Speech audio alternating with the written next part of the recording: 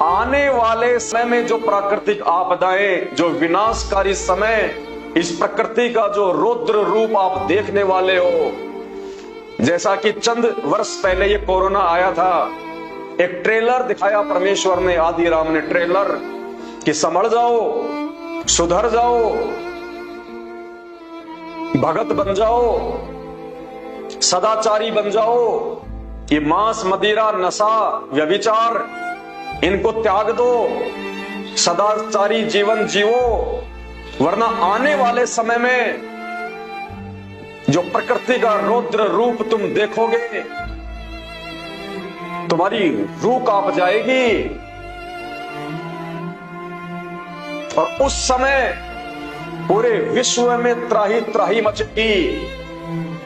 और संत रामपाल जी ने अपनी पुस्तक ज्ञान गंगा में, जहां पेज नंबर 187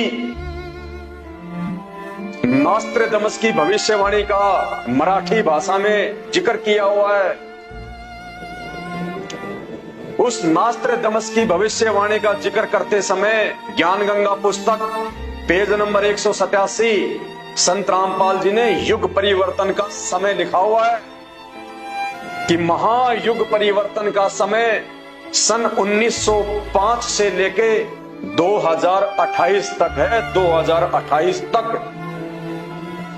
और ये उस महायुग परिवर्तन का अंतिम समय निकट आ चुका है।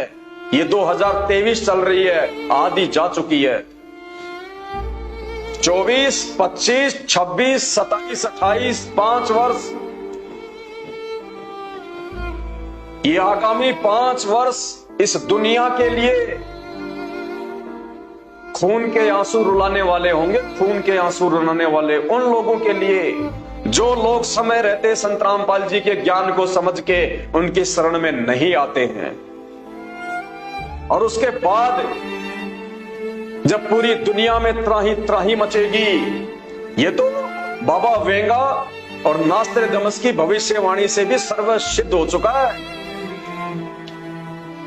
और इन सबसे ऊपर की भविष्यवाणी जो संत रामपाल जी ने अपनी पुस्तक ज्ञान गंगा में लिख दी है, उसको तो धरती का कोई प्राणी काट ही नहीं सकता। संत रामपाल जी के मुख से और उनके हाथ से लिखे गए वचन को 21 ब्रह्मांड में कोई फैल नहीं कर सकता। कहते 7 वचन पलटे नहीं, चाहे पलट जाए ब्रह्मांड। सूरज पूर्व के बजाय पश्चिम से उदय हो सकता है, लेकिन संत रामपाल जी के मुख से बोले गए वचन फैल नहीं हो सकते।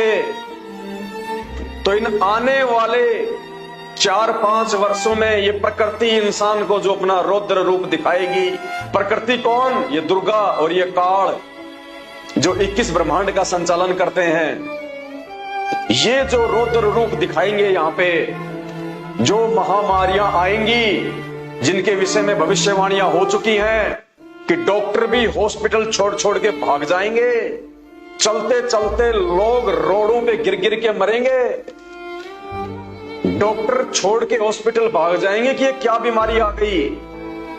ऐसी ऐसी महामारियां, ऊपर से प्राकृतिक उथल पुथल, कहीं भीषण बरसात हो रही है तो कहीं कोई साइक्लोन आ रहा है, जैसे अब ये बिपरजॉय आया, क्यों खाली करना पड़ गया आधा गुजरात, राजस्थान तक उसने तबाही मचा दी। ये तो शुक्र मनाओ उस आदि पुरुष संत रामपाल जी का, जिन्होंने इंसान को सन 1951 के बाद जब से वो धरती पे आए हैं, ये टेक्नोलॉजी दे दी, साइंस दे दी, टीवी, इंटरनेट ये दे दिए, ताकि इंसान ने पहले से उन चीजों का अनुमान लगा के और लोगों को जो है वो सुरक्षित स्थान पे भेज दिया।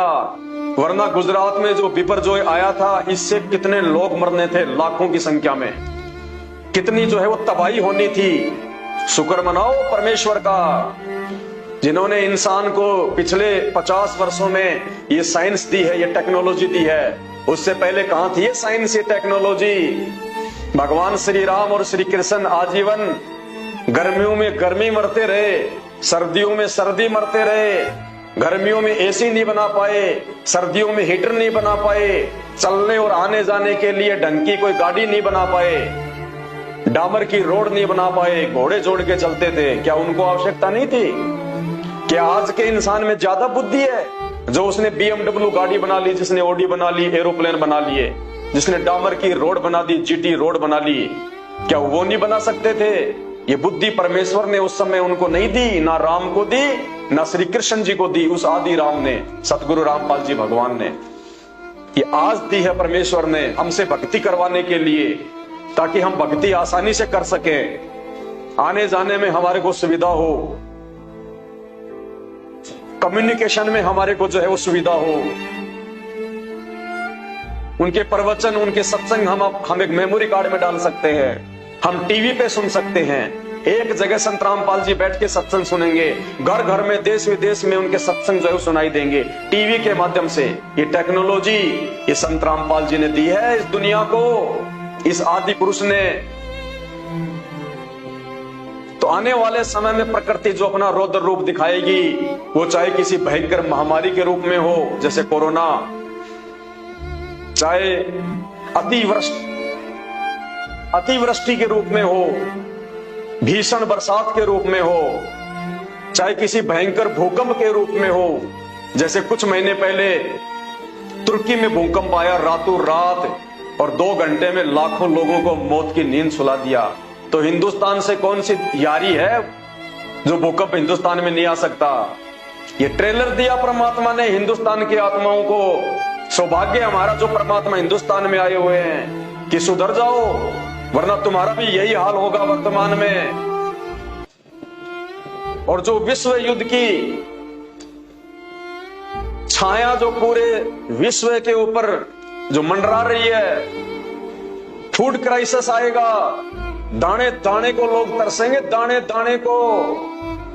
जय गुरुदेव पंथ के प्रवर्तक संत तुलसीदास ने, जब तक उनके पास में आध्यात्मिक शक्ति थी, पावर थी, बाद में तो वो भी जो है भुगत भुगत के मरे। उनको भी पूरे शरीर पे, हाथ पे उनके कोड हो गया था जब उनकी भक्ति समाप्त हो गई, क्योंकि वो गुरु अधिकारी नहीं थे, मनमुखी रूप से वो गुरु बन रहे थे राधा स्वामी इस पंथ से निकल के। और जब उनकी भक्ति लोगों को आशीर्वाद दे दे के समाप्त हो गई, अंत में उनकी भी दुर्गति से मौत हुई है। लेकिन जब तक उनके पास में भक्ति थी, उनके पुण्य थे, तब तक उनका जो कनेक्शन था वो काम जो है वो कर रहा था। तो श्री तुलसीदास जी ने भविष्यवाणियां की हुई है कि आने वाले दिनों में ऐसा समय आएगा, ये 2028 से पहले पहले बोरा भर के पैसों का ले जाओगे, 1 किलो आटा भी नहीं ले पाओगे। और ऐसा फूड क्राइसिस आएगा, गंदी नाली में अगर रोटी का टुकड़ा पड़ा हुआ मिल जाएगा तो लोग सोचेंगे उठा के खा लो, वरना शाम तक जीवित नहीं रहेंगे। ये न्यूक्लियर बम, एटम बम, ये मिसाइलें, ये होली दिवाली पे मनोरंजन के लिए नहीं बना रखी अमेरिका ने, चाइना ने, रशिया ने। और आजकल तो एक एक न्यूक्लियर मिसाइल, एक एक एटम बम, परमाणु बम इतने खतरनाक हैं, एक बम पूरे देश के लिए पर्याप्त है। और रसिया इस समय कितना जो है वो, रसिया कितना वो नजदीक बैठा हुआ है न्यूक्लियर छोड़ने के। और भविष्यवाणी हो रखी है, चाइना, अमेरिका और रसिया 90% ये देश आपस में लड़ झगड़ के नष्ट हो जाएंगे, 90%। और 10% जो आत्मा जो बचेंगी इन देशों में, उनको भारत अपनी शरण देगा। आम आदमी अपने और अपने परिवार की जान के लिए ऊपर हाथ करके रोएगा इन देव देवताओं से, ब्रह्मा विष्णु महेश से। मुसलमान अपने अल्लाह से अरदास करेंगे, लेकिन ना तो वो मुसलमानों का अल्लाह वो शैतान आएगा बचाने, ना ब्रह्मा विष्णु महेश, और ना ही हिंदुओं का अल्लाह वो काल आएगा बचाने। जो कोरोना में नहीं आ पाया, जो शुरुआत में नहीं आ पाया, वो भीषण समय में कहां आएगा? उस समय जब ये देश के राजनेता भी अपनी जान के लिए दर दर की ठोकरें खाते फिरेंगे, उस समय ये संत रामपाल जी पूरी दुनिया में एकमात्र बचाव का साधन दिखाई देंगे। जिनको आप कह रहे हो ना कि वो बंधन में बंद हैं, हिसार जेल में बैठे हैं बंधन में, वो आपको आज बंधनों में दिखाई देने वाला वो बंधन मुक्त परमात्मा, वो अविनाशी परमेश्वर उस समय दुनिया को दिखाई देगा कि हाँ, अब यदि धरती पे कहीं कोई बचाव का माध्यम है। क्योंकि जब आप उस भीषण समय में, उस भीषण परिस्थिति में, डरावने समय में जब आप संत रामपाल जी के भक्तों को देखेंगे कि ये कौन सी मिट्टी के बने हुए हैं, ना इन पे कोई मिसाइल काम कर रही, ना इनके मकानों पे कोई एटम बम काम कर रहा, और इस भयंकर फूड क्राइसिस के समय में जहां हम लोग दाने दाने के लिए रो रहे हैं, तरस रहे हैं, और ये खुद भी खा रहे हैं, लोगों को भी खिचड़ी चावल बना बना के खिला रहे हैं, इनके घर में कहां से आ रहा है? तो संत रामपाल जी ने अपने प्रवचनों में अपने भक्तों को आशीर्वाद दे रखा है कि जो मेरे इन नियमों में रह के आजीवन मेरी भक्ति करेगा, आने वाले समय में अगर तुम्हारे घर में एक दाना भी अगर होगा, एक दाना गेहूं का, सुबह वो पीपा, वो मटका, वो गेहूं से भरा हुआ मिलेगा, भरा हुआ।